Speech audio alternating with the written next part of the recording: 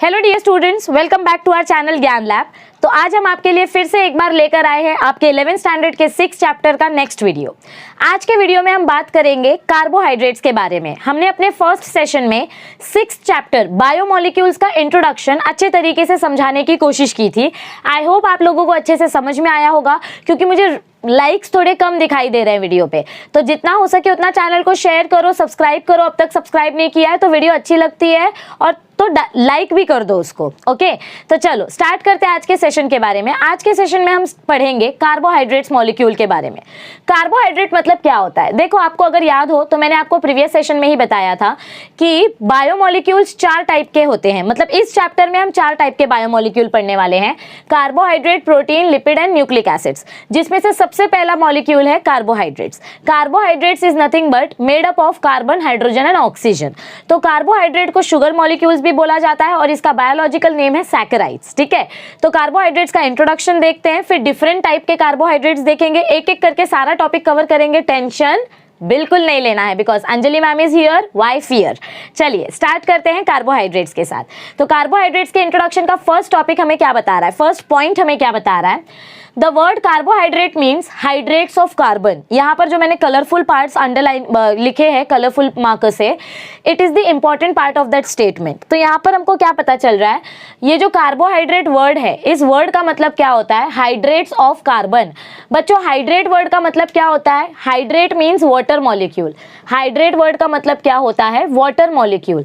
तो हमारा जो कार्बन है, अगर इस कार्बन में आप एक वाटर मॉलिक्यूल ऐड कर दो तो इसको हम बोलते हैं कार्बोहाइड्रेट। क्या बोलते हैं इसको हम? कार्बोहाइड्रेट। देखो, कार्बोहाइड्रेट का जनरल मॉलिक्यूलर फॉर्मूला क्या है? Carbon plus water. कार्बोहाइड्रेट का जनरल मॉलिक्यूलर फॉर्मूला क्या है? Carbon plus water.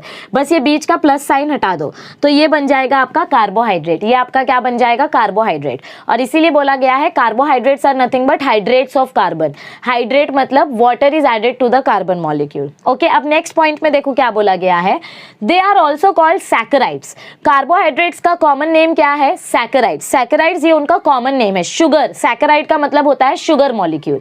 Next point में हमें क्या बताया गया है? They are biomolecules made from just 3 elements. Carbohydrates simple 3 elements से बने हैं, 3 केमिकल एलिमेंट्स से बने हैं। कौन से 3 केमिकल एलिमेंट्स से? Carbon, hydrogen and oxygen with the general formula CH2ON। CH2 मतलब क्या होता है? Carbon, hydrogen and oxygen. और ऐसे बहुत सारे सिंपल मॉलिक्यूल्स जब आप ऐड करोगे तो आपको सिंपल शुगर्स के साथ साथ कॉम्प्लेक्स शुगर देखने को मिलेगी। हमने हमारे प्रीवियस सेशन में पढ़ा था मोनोमर्स और पॉलीमर्स के बारे में। मोनोमर मतलब क्या होता है? Single molecule. और पॉलीमर मतलब क्या होता है? बहुत सारे सिंगल मॉलिक्यूल। ओके, सो यहाँ पर हमको क्या बताया गया है कि हमारा कार्बोहाइड्रेट कौन से केमिकल एलिमेंट से बना है? Carbon, hydrogen, oxygen. ये कार्बन, हाइड्रोजन, ऑक्सीजन को जब आप एक साथ ऐड कर दोगे तो आपको कार्बोहाइड्रेट मॉलिक्यूल मिलेगा। कितने कार्बोहाइड्रेट मॉलिक्यूल एक साथ आते हैं उसके ऊपर डिपेंड करता है कि आपको कैसे टाइप की शुगर मिल रही है। सिंपल कार्बोहाइड्रेट मिल रहा है या कॉम्प्लेक्स कार्बोहाइड्रेट मिल रहा है। ठीक है, उसके बारे में हम आगे पढ़ेंगे। अब देखो हमें नेक्स्ट पॉइंट क्या बताया गया है थ्योरी में, they contain hydrogen and oxygen in the same ratio as in water. तो हम क्या बोल रहे थे कि हमारा जो कार्बोहाइड्रेट मॉलिक्यूल होता है, they contain hydrogen oxygen in the same ratio as in water. मतलब ये देखो, कार्बोहाइड्रेट्स का जो जनरल फॉर्मूला है, वाटर में कितना हाइड्रोजन होता है? 2 हाइड्रोजन। और ऑक्सीजन कितना होता है? 1 ऑक्सीजन।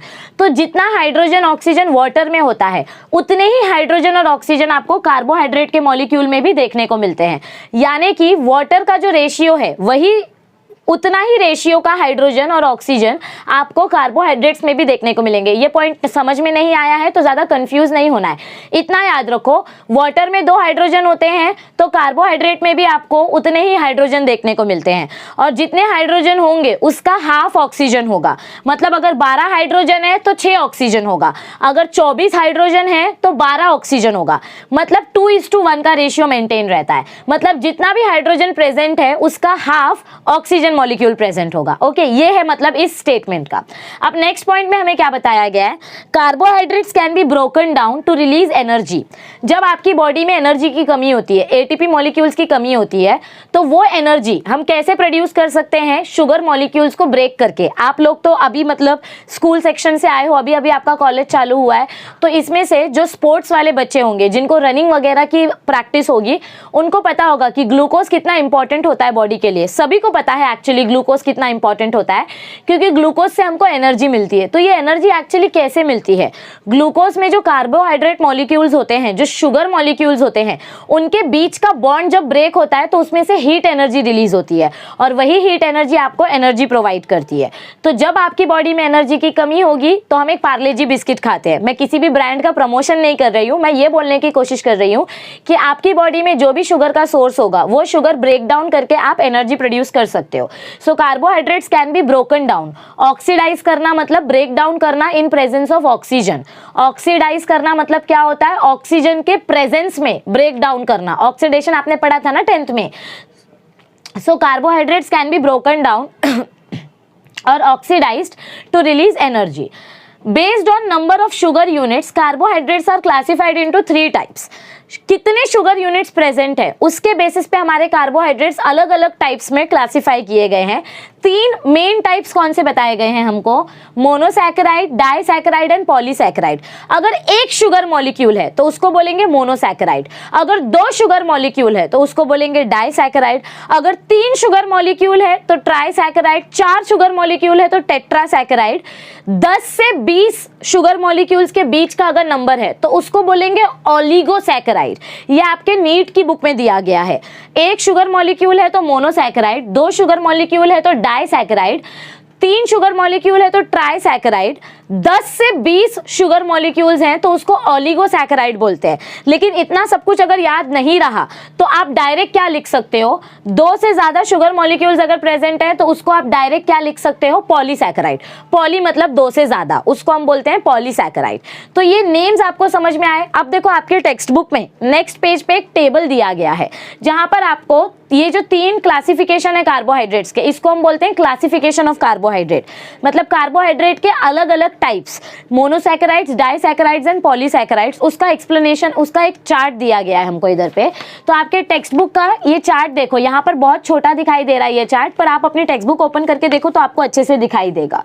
सबसे पहला कौन सा सैकेराइड बताया गया है, मोनोसैकेराइड। मोनोसैकेराइड मतलब क्या होता है बच्चों, सिंगल शुगर। ध्यान से सुनो मैं क्या बोल रही हूँ, सिंगल शुगर है लेकिन उसके अंदर कार्बन का नंबर अलग अलग हो सकता है। मतलब 1 कार्बन वाली सिंगल शुगर, 2 कार्बन वाली सिंगल शुगर, 3 कार्बन वाली सिंगल शुगर। कार्बन के नंबर से शुगर का नंबर का कुछ लेना देना नहीं है। मतलब अगर मैं आपको सिंपल एग्जांपल दूं तो समझो ऐसी कोई शुगर है आपके पास C6H12O6, ये आपको पता है ग्लूकोज शुगर है। कौन सी शुगर है ये, ग्लूकोज शुगर है। इसमें 6 कार्बन प्रेजेंट है तो इसका मतलब ये 6 शुगर हो गया, ऐसा नहीं है। ये 1 शुगर मॉलिक्यूल है। 1 शुगर मॉलिक्यूल के अंदर कितने कार्बन है वो एक अलग कॉन्सेप्ट है, लेकिन उसको हम एक ही शुगर मॉलिक्यूल बोलेंगे। जैसे समझो आपके टिफिन में 4 रोटी होती है तो उसको हम 4 टिफिन नहीं बोलते ना, एक ही टिफिन है। अब एक टिफिन में, किसी के टिफिन में 4 रोटी होगी, किसी के टिफिन में 2 रोटी होगी, किसी के टिफिन में राइस होगा, किसी के टिफिन में कुछ भी नहीं होगा। तो टिफिन होता है, ओके। तो वैसे ही हमको इधर पे क्या बोला गया है, शुगर मॉलिक्यूल्स का जो नंबर है वो कार्बन मॉलिक्यूल के नंबर के ऊपर डिपेंड नहीं करता है।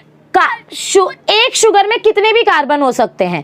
1 कार्बन वाली शुगर हो सकती है, 2 कार्बन वाली शुगर हो सकती है, 3 कार्बन वाली शुगर हो सकती है, 5 कार्बन वाली शुगर हो सकती है, 7 कार्बन वाली शुगर हो सकती है। आपके टेबल में आपको 7 कार्बन वाली शुगर तक का नंबर बताया गया है और आपको इतना ही पढ़ना है।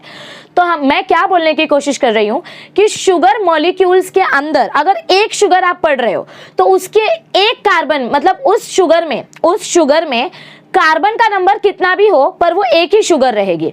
अगर समझो ये 1 शुगर मॉलिक्यूल और ये 1 शुगर मॉलिक्यूल दोनों एक साथ अगर ऐड हो गए तो इसको हम बोलेंगे 2 शुगर मॉलिक्यूल।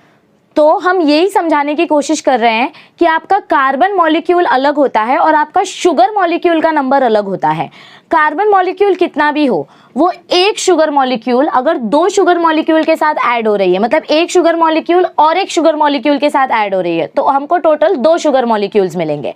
तो कार्बन नंबर कितना भी हो, अगर एक शुगर मॉलिक्यूल है तो उसको बोलेंगे मोनोसैकेराइड, अगर दो अलग अलग शुगर मॉलिक्यूल्स है तो उसको बोलेंगे डाइसैकेराइड, और अगर दो से ज्यादा शुगर मॉलिक्यूल्स है तो उसको बोलेंगे हम पॉलीसैकेराइड। तो देखो आपको इस टेबल में मोनोसैकेराइड्स के अलग अलग एग्जाम्पल दिए गए हैं कार्बन नंबर के अकॉर्डिंग, मतलब कार्बन नंबर के हिसाब से हमको यहाँ पर शुगर का लेबलिंग दिया गया है। अगर एक कार्बन होता है, या एक कार्बन का तो शुगर नहीं होता है, सबसे छोटा शुगर जो होता है 3 कार्बन का होता है, ये सिंपल शुगर्स के नाम है। ठीक है, कौन से शुगर के नाम है? ये सिंपल शुगर के नाम है, मोनोसैकेराइड्स में जो सिंपल शुगर्स है। ओके, सो सबसे छोटी शुगर जो होती है वो 3 कार्बन की होती है, उसको हम बोलते हैं ट्राइओज। क्या बोलते हैं उसको हम? ट्राइओज। हमेशा याद रखो बच्चों, ओज, OSE, ये जो वर्ड होता है ना OSE, इस वर्ड का मतलब क्या होता है? शुगर। इस वर्ड का मतलब क्या होता है? शुगर। ओके, 3 कार्बन मॉलिक्यूल वाली शुगर है तो उसको बोलेंगे ट्राइओज, 4 कार्बन वाली शुगर है तो उसको बोलेंगे टेट्रोज, 5 कार्बन वाली शुगर है तो उसको बोलेंगे पेंटोज, और 6 कार्बन वाली शुगर है तो उसको बोलेंगे हेक्सोज, और 7 कार्बन वाली शुगर है तो उसको बोलेंगे हेप्टोज। ओके, तो इस तरीके से आपको मोनोसैकेराइड्स के कुछ एग्जाम्पल दिए गए हैं, इसमें से 3 एग्जाम्पल आपको याद रखने हैं। ओके, ट्रायोज का एग्जाम्पल है ग्लिसरॉल्डिहाइड, जिसको आप फोटोसिंथेसिस में पढ़ोगे। टेट्रोज का एग्जाम्पल है एरिथ्रोज, जिसका लेना देना आरबीसी मॉलिक्यूल से है। पेंटोज का एग्जाम्पल है ribose in RNA and deoxyribose in DNA, ये एग्जाम्पल आपको याद करना है। हेक्सोज का एग्जाम्पल है ग्लूकोज, जो ब्लड शुगर होती है, और फ्रुक्टोज, जो फ्रूट के अंदर जो शुगर मिलती है, और गैलेक्टोज, जो मिल्क का एक पार्ट है। ओके, मिल्क शुगर का एक पार्ट है। और हेप्टोज मतलब 7 कार्बन वाली शुगर। ओके, जिसका एक एग्जांपल दिया गया है सीडोहेप्ट्यूलोज। देखो मैं आपको बार बार समझाने की कोशिश कर रही हूँ, ये टॉपिक आपके लिए थोड़ा सा नया है, लेकिन इसको आप टेंशन लेके मत पढ़ो। आप जितना बोला जा रहा है उतना सिर्फ अच्छे से समझने की कोशिश करो। शुगर के अंदर कितने भी कार्बन मॉलिक्यूल्स हो, उसके हिसाब से आपका शुगर नंबर डिसाइड नहीं होगा। अगर 7 कार्बन वाली शुगर है तो आप उसको 7 शुगर नहीं बोलोगे, आप बोलोगे कि ये एक ही शुगर है लेकिन इसके अंदर 7 कार्बन है। ओके, सो अगर आपको बोला गया है कि इसके अंदर अगर 7 कार्बन है तो इस शुगर को क्या बोलेंगे? तो आप बोलोगे हेप्टोज। अगर इस शुगर के अंदर 5 कार्बन है तो आप उस शुगर को क्या बोलोगे? पेंटोज। तो आगे का जो नंबरिंग होता है, जो प्रीफिक्स होता है, वो कार्बन का नंबर होता है, और लास्ट में जो हम सफिक्स लगाते हैं OSE, वो शुगर इंडिकेट करता है। तो मोनोसैकेराइड्स के 7 एग्जाम्पल्स आपको दिए गए हैं कार्बन नंबरिंग के हिसाब से। अब आता है डाइसैकेराइड वाला कॉलम। मैं आपको ये कॉलम ब्रेक कर करके दिखा रही हूँ ताकि आपको अच्छे से दिखाई दे, नहीं तो आप अपने टेक्स्ट बुक में एक साथ भी देख सकते हैं। तो डाइसैकेराइड मतलब क्या होता है? 2 मोनोसैकेराइड्स एक साथ आ जाना। डाइसैकेराइड मतलब क्या होता है? 2 मोनोसैकेराइड्स। मोनोसैकेराइड्स कितने भी कार्बन वाले हो सकते हैं, ग्लूकोज प्लस फ्रुक्टोज हो सकता है, ग्लूकोज प्लस राइबोज हो सकता है, कोई भी 2 मोनोसैकेराइड्स एक साथ आ जाएंगे तो उसको हम बोलेंगे डाइसैकेराइड। तो यहाँ पर देखो हमको एग्जाम्पल दिए गए हैं डाइसैकेराइड के। पहला एग्जाम्पल है सुक्रोज। सुक्रोज किससे मिलता है? गन्ने से मिलता है। केन शुगर, शुगर केन से। केन शुगर मतलब क्या होता है? गन्ने की शक्कर से। उसमें से जो शुगर हमको मिलता है उसको हम बोलते हैं सुक्रोज। ओके, हाइड्रोलिसिस करने पर, मतलब थोड़ा उसका ब्रेकिंग करने पर हमको सुक्रोज शुगर मिलता है। और इस सुक्रोज शुगर को जब आप ब्रेक डाउन करोगे तो आपको 2 मोनोसैकेराइड्स कौन सी मिलती हैं? ग्लूकोज और फ्रुक्टोज।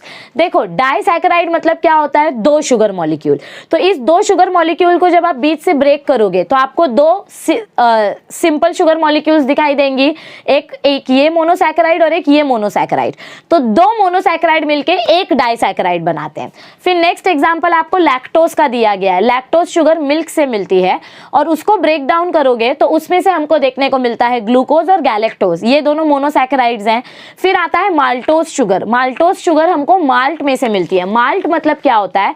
गन्ने का जो बचा हुआ छिलका रहता है, उस छिलके को जब आप उबालते हो, या चावल का जो दाना रहता है, चावल के बाहर का जो हस्क होता है, चावल की जो धान होती है, उस धान को जब आप उबालते हो तो उसमें से जो शुगर मिलती है उसको हम बोलते हैं मॉल्ट शुगर। क्या बोलते हैं उसको? Malt sugar. तो उस शुगर को हम बोलते हैं माल्टोज, और उसको ब्रेक डाउन करने पे हमको क्या मिलते हैं, 2 यूनिट्स ऑफ ग्लूकोज। क्या मिलता है हमको, 2 यूनिट्स ऑफ ग्लूकोज। तो डाइसैकेराइड मतलब 2 मोनोसैकेराइड, ओके, मोनोसैकेराइड मतलब सिंगल शुगर, डाइसैकेराइड मतलब 2 मोनोसैकेराइड। और अब बारी आती है पॉलीसैकेराइड्स की। पॉलीसैकेराइड्स मतलब बहुत सारे मोनोसैकेराइड्स एक साथ आ जाते हैं। तो पॉलीसैकेराइड्स के 2 टाइप्स हमको बताए गए। पॉलीसैकेराइड 2 टाइप का होता है, एक होमोपॉलीसैकेराइड, एक हेटेरोपॉलीसैकेराइड। होमोपॉलीसैकेराइड मतलब क्या होगा, होमो वर्ड का मतलब होता है सेम।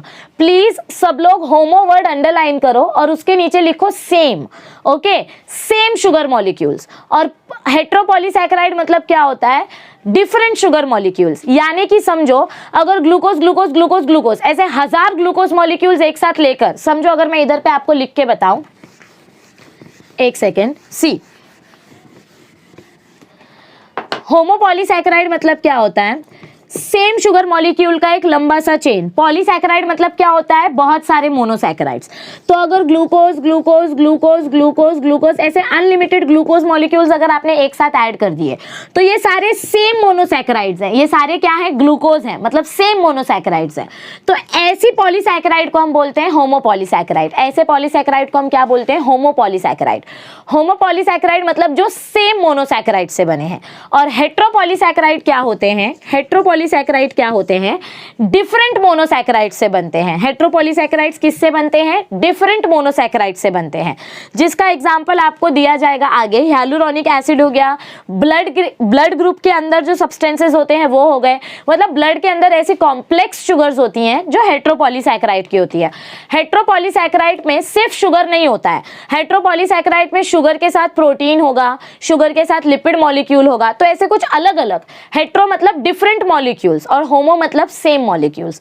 तो होमोपॉलीसैकेराइड के आपको एग्जांपल्स दिए गए हैं स्टार्च, सेल्यूलोज, ग्लाइकोजन। और हेटेरोपॉलीसैकेराइड के आपको अलग अलग एग्जांपल्स आगे पढ़ने को मिलेंगे, ओके। मतलब हेटेरोपॉलीसैकेराइड मतलब क्या होता है, different types of monosaccharides are added. तो आई होप आपको ये टेबल अच्छे से समझ में आया होगा और मैंने यहाँ पर आपको क्लासिफिकेशन ऑफ कार्बोहाइड्रेट्स अच्छे से समझाने की कोशिश की है। वीडियो अगर अच्छी लगे, समझ में आए तो प्लीज लाइक बटन पे क्लिक कर देना। अगर फिर भी कुछ डाउट हो तो कमेंट सेक्शन में बता देना, हम आपको वो डाउट नेक्स्ट सेशन में कवर करने की कोशिश करेंगे। और जितना हो सके बच्चा उतना इस वीडियो को शेयर करो, शेयर करो, शेयर करो। अपने व्हाट्सएप स्टेटस पे डालो, अपने कॉलेज ग्रुप के अनऑफिशियल ग्रुप पे डालो, कॉलेज फ्रेंड्स को बताओ, क्लासेस फ्रेंड्स को बताओ, क्योंकि आप उनकी मदद नहीं करोगे तो कौन करेगा। आप भगवान के मैसेंजर हो, आप उनकी मदद करो, ओके। हम आपकी मदद कर रहे हैं, आप उनकी मदद करो। और जो 12th स्टैंडर्ड के स्टूडेंट्स ये वीडियो देख रहे हैं वो लोग अपने छोटे भाई बहनों को ये वीडियो बता सकते हैं, नेबर्स को बता सकते हैं, क्योंकि मदद करने से कभी भी कोई छोटा नहीं होता है, ओके। तो हम आपकी मदद करते रहेंगे, बस आप हमें सपोर्ट करते रहिए, चैनल को शेयर करते रहिए। आपने अब तक सब्सक्राइब नहीं किया है तो गलत बात है, चैनल को सब्सक्राइब कर लो और फटाफट सबके साथ शेयर कर दो। चलिए मिलते हैं जल्दी, लाइक बटन पे क्लिक कर देना, अपनी तबीयत का ध्यान रखना, stay tuned, see you soon.